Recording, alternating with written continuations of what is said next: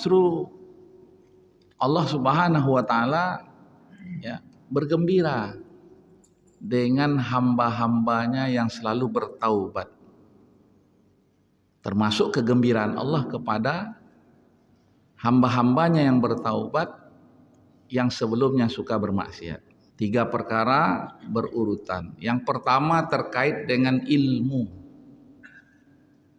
atau pengetahuan. Yang kedua terkait dengan al-hal, keadaan. Nah, yang ketiga terkait dengan perbuatan.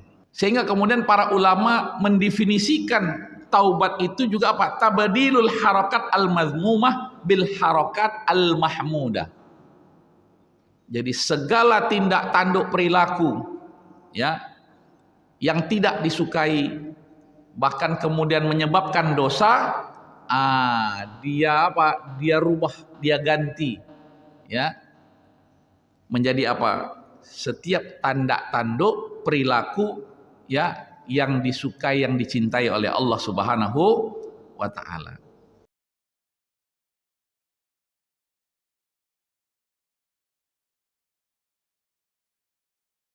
Bagian yang terpenting dari proses penyucian diri ya, proses kita membersihkan diri kita adalah at-taubah.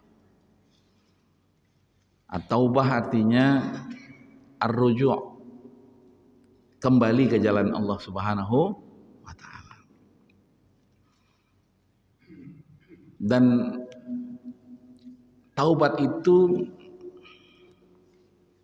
betul-betul sesuatu yang bernilai bagi seorang muslim dalam kehidupannya sehari-hari. Dan Bapak Ibu sekalian yang dirahmati oleh Allah Subhanahu wa taala, justru Allah Subhanahu wa taala ya bergembira dengan hamba-hambanya yang selalu bertaubat.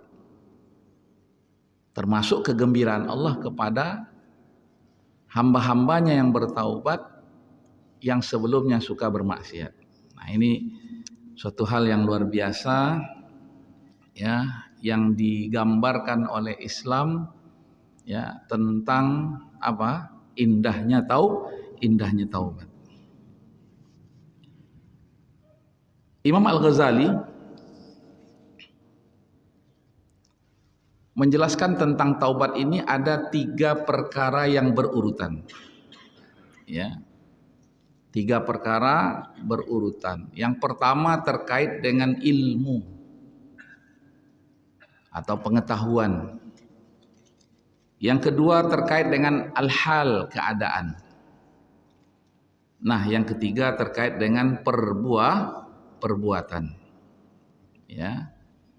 Nah, terkait dengan ilmu, bagaimana seseorang tahu tentang ya bahaya dari dosa.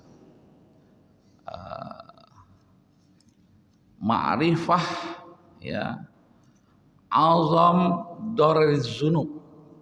Jadi betul-betul dia faham bahwasanya dosa itu ya mendatangkan bahaya. Ya, tidak hanya bahaya bagi orang lain, tapi bahaya juga bagi dirinya sendiri. Dan dia juga mengenal bahwasanya dosa itu menjadi apa? Hijab. Apa hijab itu? Menjadi dinding atau tembok ya, atau penghalang ya antara dia dengan yang dia cintai atau yang semestinya dia cintai, yaitu Allah Subhanahu. Dosa itu menjadi dinding pemisah antara seorang hamba dengan Allah Subhanahu wa taala. Ya. Dan dengan ilmu ini pula ya seorang hamba tahu tentang pentingnya apa? Iman. Dan kehidupan seorang muslim, Bapak dan Ibu sekalian, itu dibangun di atas 2 tiang. Yang pertama namanya ya kekuatan iman. Tiang yang kedua adalah kekuatan cinta. Nah, kekuatan iman ini ya dia berkeyakinan dengan keyakinan yang benar. Keyakinan yang benar itu yang pertama, ya, dia meyakini bahwasanya Islam adalah satu-satunya jalan selamat. Tidak ada jalan lain selain jalan Islam. Wa may yabtaghi ghairal Islam madina falay yuqbala minhu fahuwa fil akhirati minal khasirin. Nah, ini yang penting yang terkait dengan sihhatul i'tiqad. Ya, keyakinan. Kalau masih ada keyakinan ada jalan lain selain jalan Islam, nah, ini ya ada masalah dengan keyakinannya. Dan membangun keyakinan bahwasanya Islam adalah satu-satunya jalan keselamatan ini yang pertama dibangun dengan apa? Pemahaman. Pemahaman yang utuh tentang Islam itu. Dan itu dipertegas ya dalam ayat yang juga menjadi pernyataan kita ketika kita sholat itu, qul inna sholati, sesungguhnya sholatku, wa nusuki, ibadahku, wa mahyaya, seluruh kehidupanku, wa mamati, dan kematianku, lillahi rabbil alam. Jadi pemahaman yang utuh. Bahkan tidak cukup di situ Bapak dan Ibu sekalian.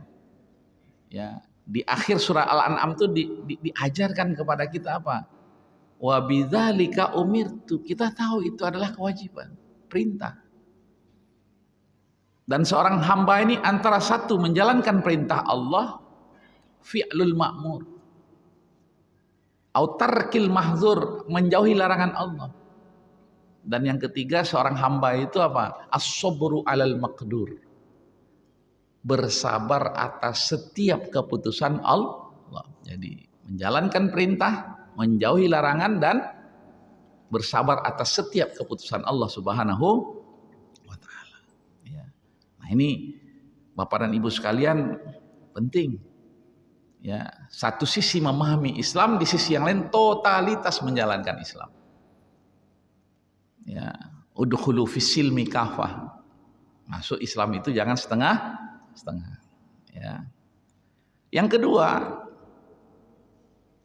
benarnya iman kita adalah meyakini bahwasanya masyarakat muslim itu mesti dibentuk. Artinya seorang muslim ini tidak hanya dia soleh li nafsihi. Ya, dia nggak bisa menjadi soleh sendiri. Tetapi dia juga apa? Membentuk lingkungan. Al-jamaah al-muslimah. Masyarakat muslim. Nah, masyarakat muslim ini dibangun dengan yang pertama, ati'ullah wa ati'ur rasul. Taat kepada Allah. Taat kepada Rasulullah sallallahu alaihi wasallam. Ya. Kemudian kalau ada pemimpin mereka, wa ulil amri. Taat. Yang kedua, ya, dalam membentuk masyarakat muslim yang harus diyakini, itu membangun yang namanya ukhuwah, persaudaraan. Dan di dalam Islam itu, ya, persaudaraan itu memang ada tingkat-tingkatnya. Nah, tingkat yang paling rendah itu kata Rasulullah SAW, salamatus sadri. Apa tuh Pak? Nah, ini tazkiyatun nafas juga. Berlapang dada. Ya. Dan yang paling tinggi itu kata Rasulullah, al-ithar. Wa yu'thiruna ala anfusihim walau kana bihim khasasah. Begitulah itu sahabat-sahabat Rasulullah SAW, dan di antara ciri khasnya orang-orang Madinah yang disebut dengan Ansor itu, mereka lebih mendahulukan saudaranya dari Muhajirin daripada dirinya sendiri. Padahal mereka juga membutuhkan hal yang serupa yang dibutuhkan oleh saudara-saudara mereka yang berhijrah. Allah sebut dan diabadikan di dalam Al-Quran, wa yu'thiruna ala anfusihim walau kana bihim khasasah. Nah, itu nanti insya Allah dalam bab ukhuwah kita mengkaji bagaimana tingkat-tingkat ukhuwah itu. Tapi membangun, meyakini adanya masyarakat muslim, terbentuknya masyarakat muslim dibangun di atas ketaatan, dan yang kedua atas ukhuwah. Yang ketiga, meyakini terbentuknya masyarakat muslim itu dibangun di atas kepercayaan. Nah ini sihatul i'tiqad. Ya, keyakinan yang benar. Yang ketiga, keyakinan yang benar itu dibangun di atas keyakinan adanya pertolongan Allah, muayyidat rabbaniyah. Allah selalu memberikan pertolongannya. Nah, ini dalam Al-Qur'an ya, di antara ayat yang menjelaskan bahwasanya pertolongan Allah itu selalu menyertai manusia itu adalah apa? Wa nafahtu fihi mir ruhi. Jadi dijelaskan oleh Allah manusia itu diciptakan dari tanah. Wa idz qala rabbuka lil malaikati inni khaliqum basyaram min tin. Kemudian yang kedua Allah katakan wa iza sawaituhu, dan ketika aku sempurnakan ciptaanku. Ya, penciptaan manusia. Nah, inilah kita ini. Ya, ini sebuah kesempurnaan ciptaan Allah. Ya, kesempurnaan makhluk yang bernama manusia seperti kita ini. Ditambah dengan akal. Ya, ditambah dengan hati. Kemudian wa nafahtu fihi mir ruhi. Yang ketiga kata Allah, dan aku apa? Nafahtu fihi mir ruhi. Aku tiupkan ruh dari milikku. Yang diartikan oleh para ulama adalah bimbingan-bimbingan Allah. Pertolongan-pertolongan Allah. Nafhur ruh itu ya, atau nafahat robbaniyah itu adalah pertolongan-pertolongan Allah. Nah, sejauh mana pertolongan-pertolongan Allah itu kembali kepada satu, keikhlasan seorang hamba, menghambakan dirinya kepada Allah. Yang kedua, kontinuitas amal. Ya, apakah yang fardunya maupun yang sunnahnya. Ya, yang ketiga, mujahadah. Niatnya ikhlas, ya, ikhlasnya, kemudian amalnya yang selalu ya berkelanjutan. Yang ketiga adalah mujahadahnya. Walladzina jahadu fina lanahdiyannahum subulana. Jadi Allah bukakan pintu-pintunya itu tergantung dari sejauh mana mujahadah kita. Ya kan? Ini hujan terus ini 2 hari ini. Ya, ada keringanan lah untuk enggak ke masjid.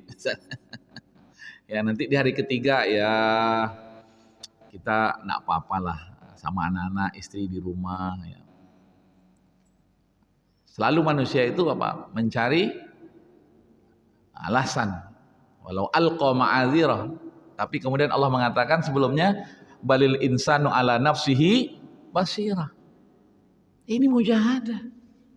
Bukan hanya soal keikhlasan, bukan hanya soal amal, tapi soal mujahadah. Dan tiada yang namanya mujahadah itu kecuali dibarengi dengan yang keempat. Namanya apa? Tadhiyah, pengorbanan.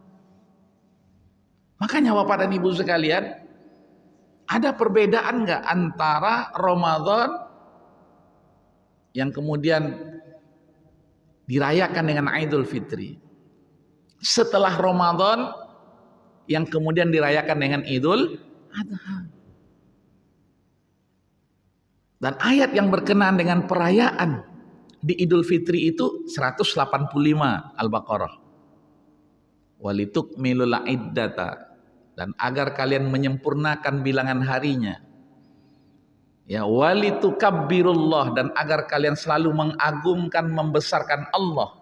Ala ma hadakum, karena itu adalah hidayah Allah. Wala'allakum tashkurun, agar kalian menjadi hamba-hamba yang bersyukur. Diwajibkan kepada kita berpuasa. Di samping kewajiban harian, ya, salat 5 waktunya, kemudian zakatnya, kewajiban-kewajiban yang kita tunaikan, di samping ya perkara-perkara yang sunnah yang kita laksanakan. Tetapi yang menariknya, Rasulullah SAW mengatakan barang siapa yang berpuasa Ramadan. Nah, ini terkait dengan paket yang kedua ini. Kalau Ramadan itu paket mujahadah. Tapi yang kedua ini setelah Ramadan, kata Rasulullah, barang siapa yang berpuasa Ramadan, kemudian dia apa? Ikuti ya, fa'atba'ahu, atau dilanjutkan sitan min Syawal, 6 hari di bulan Syawal. Apa kata Rasulullah? Faka'annama yasumud dahru kulluhu, seperti dia puasa sepanjang hayatnya. Ada apa? Setelah Ramadan, ya, padahal sudah 30 hari atau 1 bulan berpuasa dengan amalan-amalannya, dengan iktikafnya di akhir Ramadan. Ya, walitukmilul iddata, kita sempurnakan. Ya, tidak hanya bilangan hari dengan puasa yang kita sempurnakan, tapi ibadah-ibadah kita sempurnakan. Ya, sampai kemudian kita rayakan. Tapi Allah mengatakan wala'allakum tashkurun. Tapi setelah Ramadan ada puasa sunnah, tidak wajib. Dan bagaimana dengan qiyamul lail kita? Dan bagaimana dengan sedekah kita walaupun kita sudah berzakat? Dan bagaimana kemudian dengan amalan-amalan kita yang lain? Yang kalau tidak ada yang namanya pengorbanan, susah untuk kita laksanakan. Kenapa? Kan puasa sunnah, Ustaz. Kemudian kita mencari alasan apa? Ya, kata ulama kan ada yang berpendapat puasa 6 tuh boleh kapan saja, yang penting di bulan Syawal. Ya kan? Nah, ini masalahnya ini di minggu pertama nih banyak ziarah-ziarah. Banyak silaturahmi, halal bihalal. Nah, kalau puasa nanti macam mana? Ya.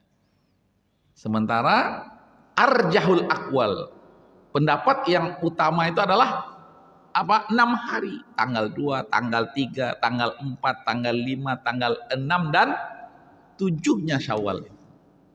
Walaupun pendapat membolehkan ya, yang penting di bulan Syawal. Tapi ini adalah pengorbanan. Memang dia bukan kewajiban, tetapi pengorbanan. Mujahadah yang dibarengi dengan yang namanya pengorbanan. Begitu juga qiyamul lail.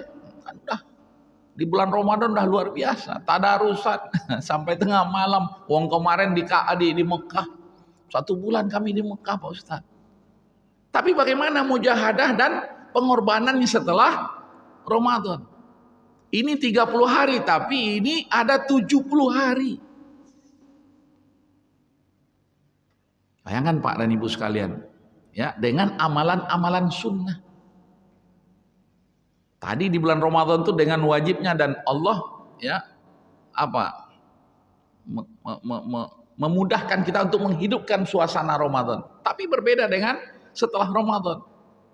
Suasana hati kita yang kita hidupkan, disitulah yang namanya butuh mujahadah dan pengorbanan. 70 hari, bukan waktu yang sebentar, ya kan?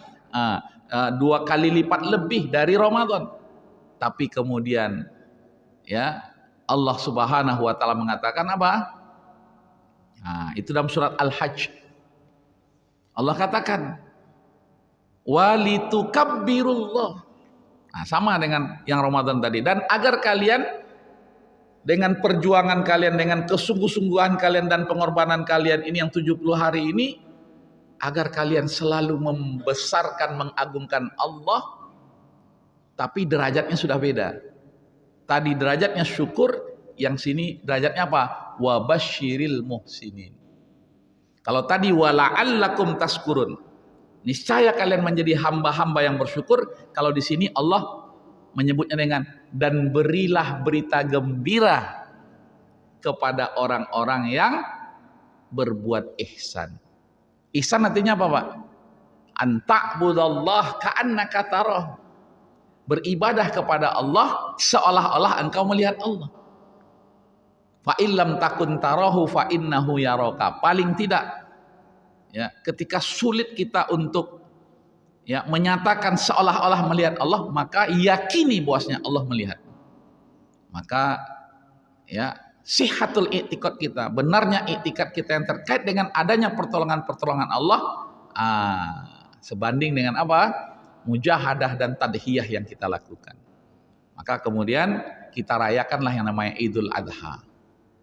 Setelah Idul Fitri kita berpuasa sunnah, dianjurkan berpuasa. Tetapi setelah Idul Adha diharamkan berpuasa. Nah, inilah rahasia di balik perintah firman Allah, wabasyir, dan berilah berita gembira kepada orang-orang yang berbuat ihsan, ma'iyatullah, yang bersama dengan Allah. Diharamkan Pak ya? Berapa hari? 3 hari. Ya kan? Yang kita sebut dengan hari haram berpuasa. Sementara setelah Idul Fitri kita sudah berjuang berpuasa, wajib puasa. Setelah Idul Fitri justru disunnahkan berpuasa. Tapi setelah Idul Adha diharamkan berpuasa. Ini rahasia yang luar biasa. Rahasia apa? Rahasia keikhlasan, rahasia amal yang berkelanjutan, rahasia mujahadah yang kemudian dibarengi dengan tadhiyah. Nah, yang kelima jangan lupa. Pertolongan-pertolongan Allah juga datang seiring dengan apa? Sabat atau keteguhan seseorang. Bayangkan Pak dan Ibu sekalian, Allah mengingatkan Rasul. Bahkan sebagian ulama mengatakan menegur Rasulullah. Ya, ketika Rasulullah ditawarkan ya oleh para pemuka, tokoh yang berpengaruh ya di Quraisy ketika itu, ada tawar-menawar. Nah, dalam bayangan Rasul di awal itu, wah, kalau tokoh ini masuk Islam berarti nanti pengikutnya banyak masuk Islam. Tapi ternyata dalam pandangan Allah tidak begitu. Maka kemudian Allah turunkan ayat walaula an sabbatnaka laqad kitta tarkanu ilaihim. Kalau bukan kami yang meneguhkanmu hai Muhammad sallallahu alaihi wasallam, ya, maka hampir-hampir engkau menerima tawaran mereka. Yang kemudian ya turun pula surat Al-Kafirun, ya, qul ya ayyuhal kafirun, hai orang-orang kafir, la a'budu ma ta'budun, aku tidak menyembah apa yang kalian sembah. Karena ketika itu tawarannya apa? Tahun ini kami sembah Tuhanmu hai Muhammad, tapi tahun depan engkau sembah pula Tuhan kami. Nah, ya sekilas ya kan, wah tahun ini bisa kita ajak mereka ke Islam sehingga mereka mendapat hidayah. Tapi ternyata tidak begitu dalam pandangan Allah Subhanahu wa taala, ya. Sehingga kemudian ditutup ayat itu dengan lakum dinukum waliyadin. Nah, Bapak dan Ibu sekalian, taubat itu kita mengenal apa? Taubat itu kita mengenal pentingnya yang namanya apa? Sihatul i'tikad, ya, benarnya keyakinan dengan keyakinan kita. Nah, keyakinan kita itu mesti dibarengi dengan apa? Yakin, ya, kebenaran, ya, keyakinan kita itu harus dibarengi dengan keyakinan, al-yakin, ya, al-haq kebenaran dan al-yakin dan keyakinan. Ya. Nah, seorang yang kembali ke jalan Allah, yang bertaubat itu muncul dalam dirinya Pak, ta'allam, rasa sakit. Ya. Dia melakukan dosa itu ada rasa sakit, tidak nyaman. Nah, kalau dalam bahasa lainnya Rasulullah mengatakan, ya, wal itsmu mahaka fi sadrika wa karihta ayyatali alain nas. Jadi siapapun Pak dan Ibu sekalian, ya, yang namanya kalau dia melakukan dosa itu dia enggak nyaman, dan yang kedua dia enggak suka orang lain melihat.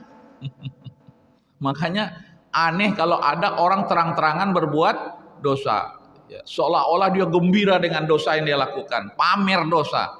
Nah, itu aneh. Dan memang ada orang-orang seperti itu, tapi ini menjadi apa? Alamatu al-qalbil mayyit, hati yang mati. Ya, dalam surah Al-Jasiyah itu Allah katakan, afara'aita man ittakhadha ilahahu hawahu fa'adallahu Allahu ala ilmin. Orang disesatkan oleh Allah atas dasar ilmu Allah. Bagaimana? Nah, dia ini mempertuhankan. Jadi bukan lagi memperturutkan, tapi mempertuhankan hawa nafsunya. Itu bahasanya Allah. Manittakhadha ilahahu. Dia menjadikan apa? Hawa nafsunya sebagai Tuhan, sehingga kemudian disesatkan oleh Allah Subhanahu wa taala. Seorang yang bertaubat itu dia ta'allam. Dia apa? Merasa sakit. Ya, hatinya sakit ketika dia melakukan dosa. Apalagi terhijab antara dia dengan yang menciptakannya, Allah Subhanahu wa taala. Sehingga kemudian timbullah yang namanya apa? Penyesalan. Nah ini, Pak dan Ibu sekalian, ya, menyesal. Sehingga apa?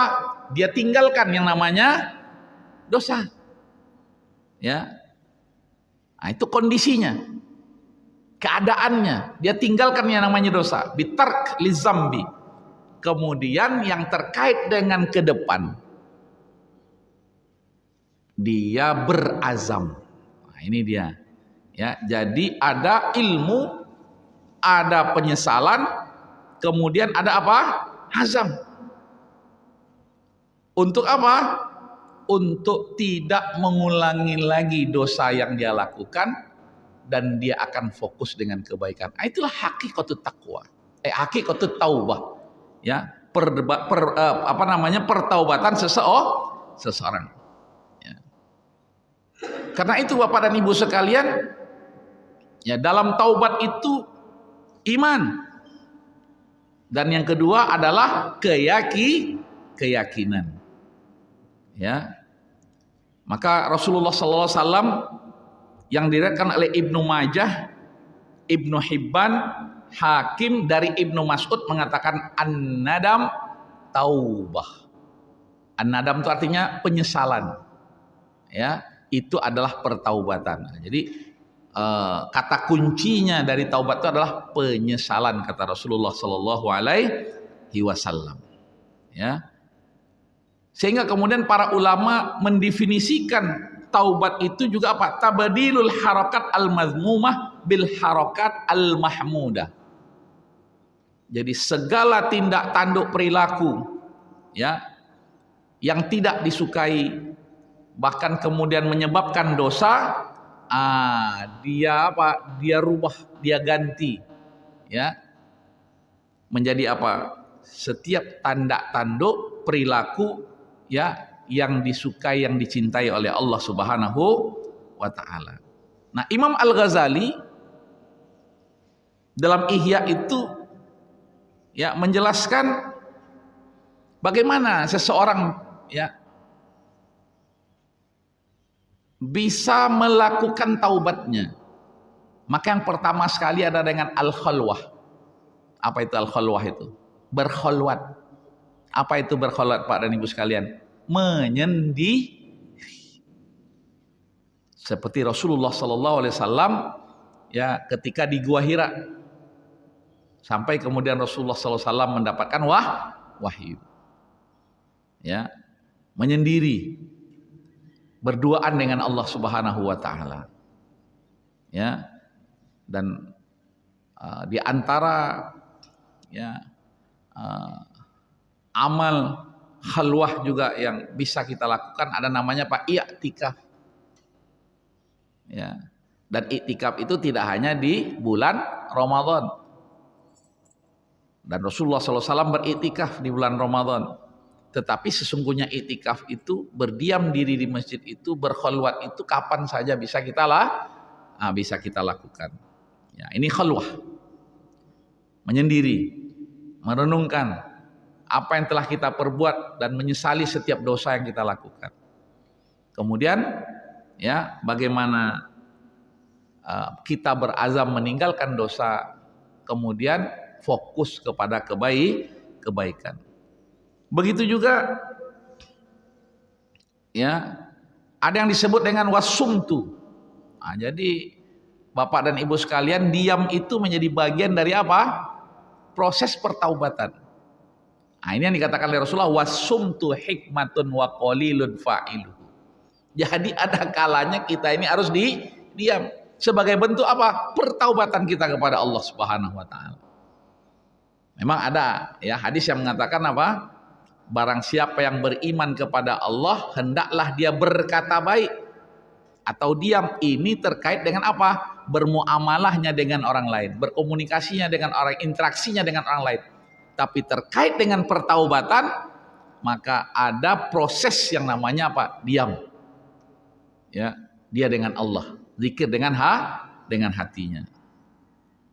Begitu juga ya, kata Imam At-Tustari, Sal ibnu Abdillah At-Tustari, ya seorang imam yang zahid, yang zuhud, ya beliau mengatakan wa aklul halal. Apa itu? Makan dari yang dihalalkan oleh Allah Subhanahu wa taala. Di sini maksud halal itu adalah halalan thayyibah. Karena boleh jadi ya kan, apa yang masuk ke perut kita ini nggak tahu kehalalannya. Ya, hari ini banyak ya kadang ini halal. Setelah ditelusuri ternyata ada unsur-unsur yang tidak halalnya. Ya, mohon maaf, kadang ya bisa saja jual beli kehalalan itu yang na'udzubillah ada unsur-unsur yang tidak halal, tapi karena dijual beli seolah-olah itu barangnya halal. Bapak dan Ibu sekalian yang dirahmati oleh Allah Subhanahu wa taala, sehingga apa? Sehingga bagi seorang hamba ini ya, dia selalu menyegerakan pertaubatannya. Bahkan hamba yang baik, hamba yang semestinya ya, pertaubatan itu bukan karena dosa. Tapi pertaubatan itu karena dia ingin apa? Karena dia ingin keutamaan bagi dirinya. Jadi taubat itu tidak mesti karena dosa. Tapi apa? Karena keutamaan.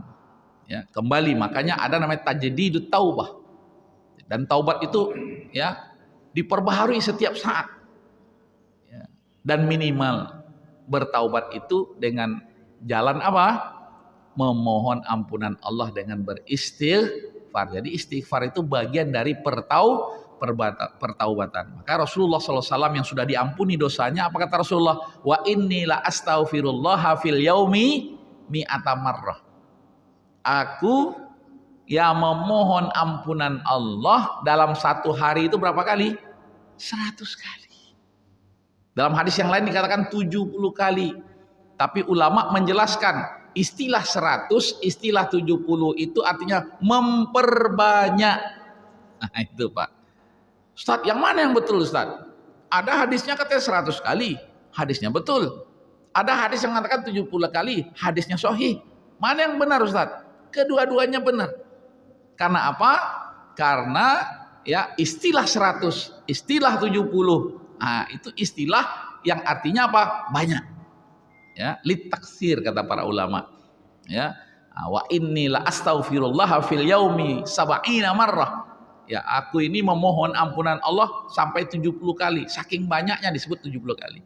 Saking banyaknya disebut dengan 100 kali. Nah, ini ya sesuatu yang ma'ruf, yang dikenal di dalam bahasa Arab. Ya, 100 kali. Ya, kemudian 70 kali. Ya, wa inni la astaghfirullah fil yaumi mi'ata marrah. Nah, banyak ayat-ayat di dalam Al-Quran yang menjelaskan tentang pentingnya bertaubat. Di antaranya surat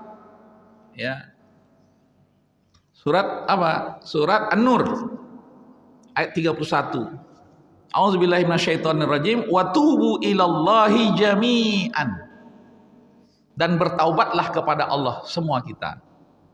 Ya, berarti yang bermaksiatnya dan yang tidak bermaksiatnya. Ya, ayyuhal mu'minun.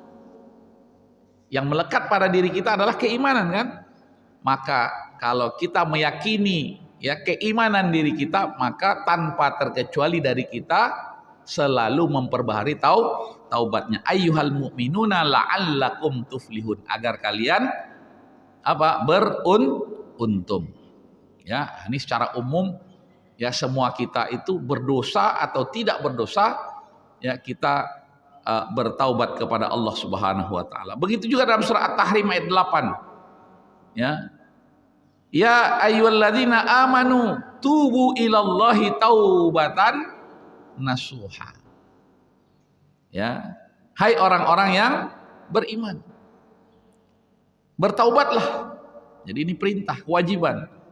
Bertaubatlah kepada Allah dengan apa? Taubatan nasuha. Apa arti an-nasuh? An-nasuh itu kata Ibnu Katsir ya adalah al-khalis lillah.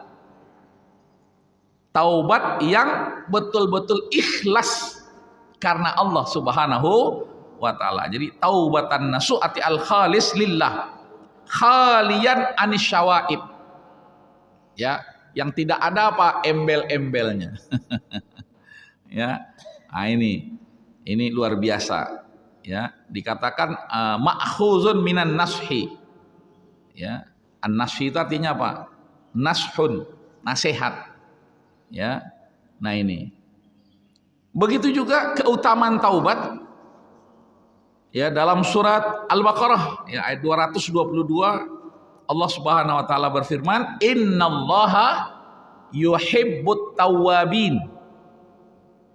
Ya, Allah mencintai. Nah, ini kita katakan tadi yang pertama yang terkait dengan apa? Terkait dengan sihhatul i'tiqad, benarnya keyakinan. Yang kedua terkait dengan apa? Kekuatan iman. Yang kedua terkait dengan kekuatan cinta. Maka Allah mengatakan sesungguhnya Allah mencintai orang-orang yang bertaubat. Nah, ini kekuatan cinta. Ya, wa yuhibbul mutatahhirin, dan mencintai orang-orang yang mensucikan ini Bapak dan Ibu sekalian dikaitkan dua hal. Yang pertama pertaubatan kembali kepada Allah, yang kedua adalah apa? Usaha, upaya, ikhtiar untuk selalu mensucikan diri kita. Masya Allah. Ini ya keutamaan daripada taubat, yaitu dicintai oleh Allah Subhanahu wa taala. Dalam hadis Rasulullah SAW ya yang diriwayatkan oleh Ibnu Majah dari Ibnu Mas'ud, Rasulullah bersabda, "At-taibu habibullah." Orang yang bertaubat itu adalah kekasih Allah. Habib, kekasih Allah, habibullah. Ya, kemudian Rasulullah bersabda, "Wat-taibu minadz-dzambi kaman la dzambalah." At-taib minadz-dzambi, yang bertaubat dari dosanya ya kaman la dzambalah, sama dengan orang yang tidak berdosa. Masya Allah. Berarti hapus habis semuanya. Bapak dan Ibu sekalian yang dirahmati oleh Allah Subhanahu wa taala. Karena itulah ya, dalam hadis yang lain yang diriwayatkan oleh Imam Muslim ya, yang artinya Allah lebih gembira. Nah, ini Masya Allah ya, dengan taubatnya hamba. Ya. Allah lebih gembira dengan taubatnya hamba. Ya. Seperti kata Rasulullah, orang yang menemukan kendaraannya. Ya, ar-rahilah itu ketika itu ya dia kehilangan apa? Hewan tunggangannya. Dia sedang menunggang, kemudian dia istirahat.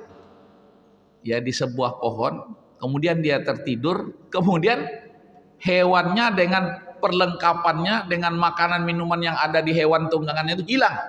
Begitu dia bangun hilang. Ya.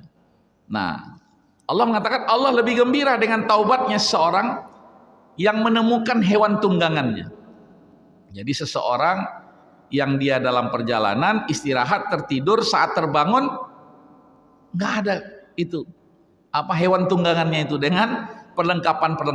Lalu dia berusaha ya mencari sana sini hewannya tadi itu. Ya. Sampai akhirnya dia kembali lagi ke tempat semula. Begitu sampai di tempat semula, dia temukan hewannya di situ. Wow, itu gimana kegembiraannya, luar biasa. Ya kan? Kata Allah, Allah lebih gembira dari orang yang menemukan hewan tunggangannya itu. Masya Allah. Begitu juga Allah Subhanahu wa taala, Bapak dan Ibu sekalian, memudahkan jalan untuk bertaubat. Jadi jalan taubat itu mudah. Ya. Di antaranya adalah kisah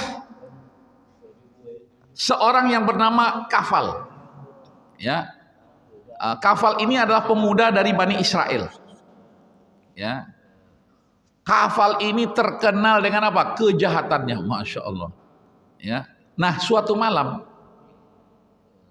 dia dapati seorang perempuan, ya, saat dia buka pintu, karena ada yang mengetok pintu rumahnya, kemudian begitu dia buka ternyata seorang perempuan cantik, ya, dan perempuan ini punya hajat, yaitu apa? Mau pinjam uang, ya, karena kebutuhan yang mendesak. Tapi kemudian si kafal ini ya karena ya apa namanya, karena kejahatannya, karena perangainya, maka dia katakan, aku pinjamkan uang dengan syarat kamu tidur dengan saya malam hari ini. Nah, sang perempuan ini karena dalam kondisi terdesak, ya, kemudian bagaimana lagi, nggak ada jalan lah begitu. Tapi begitu kemudian, ya, dia mendekati perempuan ini dalam keadaan menggigil yang luar biasa, saking ketakutannya. Kemudian kafal bertanya kepada perempuan ini, kenapa kamu kok sampai menggigil begini, ketakutan begini? Kemudian sang perempuan mengatakan apa? Saya takut Allah Subhanahu wa Ta'ala. Nah, ketika perempuan itu mengatakan saya takut Allah Subhanahu wa Ta'ala, si kafal ini apa? Lah, bagaimana dengan saya? Langsung dia bertanya kepada dirinya sendiri, bagaimana dengan saya?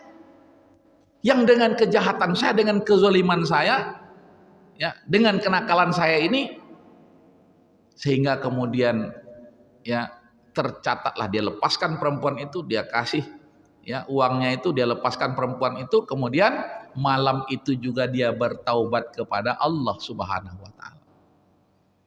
Nah, di malam itu kemudian Allah cabutnya nyawanya, masya Allah. Nah, ini ya, terkenal orang dengan kejahatannya, ya, tetangga-tetangga sudah tahu semuanya. Nah, kemudian dia bertaubat dan apa? Didapatilah ya oleh apa? Oleh masyarakat. Paginya dia dalam keadaan tidak bernyawa. Sementara orang taunya dia apa?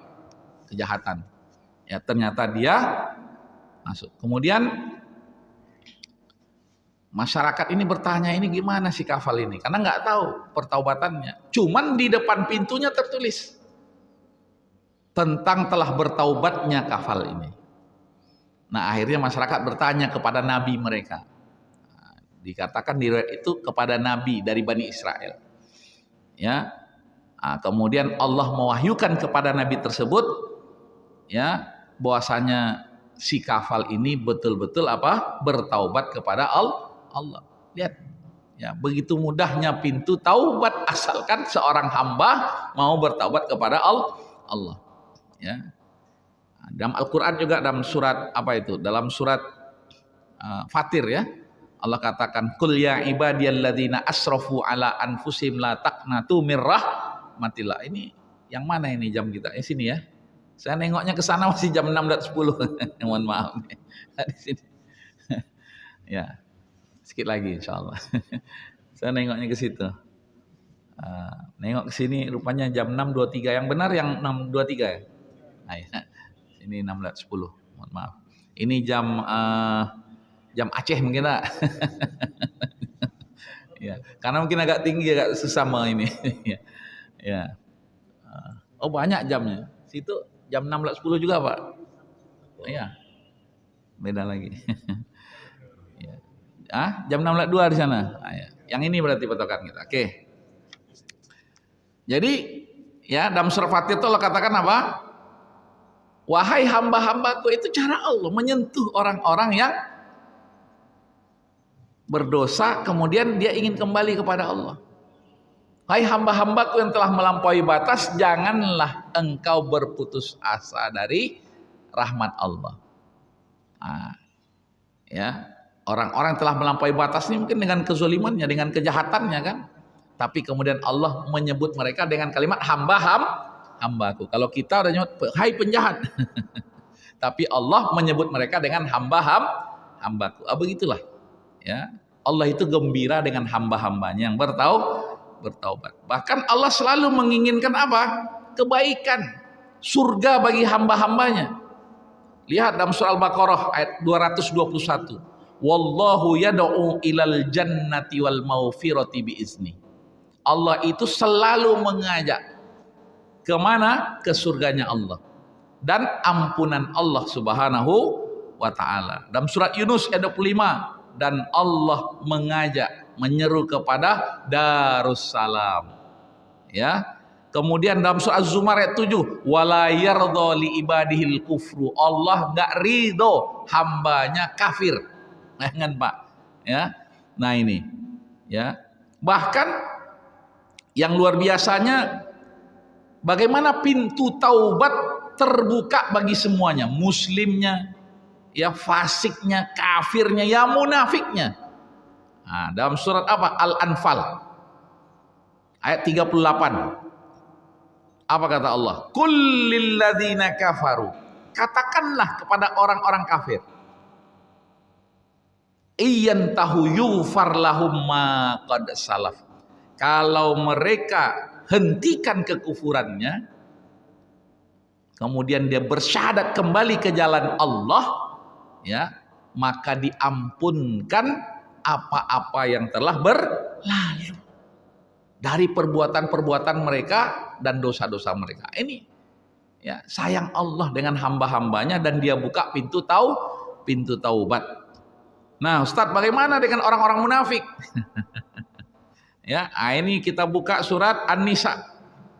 Ya, An-Nisa ayat 45 ayat 46. 145 146. Innal munafiqina fid darkil asfali minan nar. Sesungguhnya orang-orang munafik itu adalah di level terendah, yang paling ganas siksa nerakanya di neraka. Ya. Walan tajidalahum nasira, dan tidak ada yang bisa memberikan pertolongan kepada mereka. Tapi kemudian Allah katakan, illalladzina tabu. Kecuali dari orang-orang munafik ini yang bertaubat.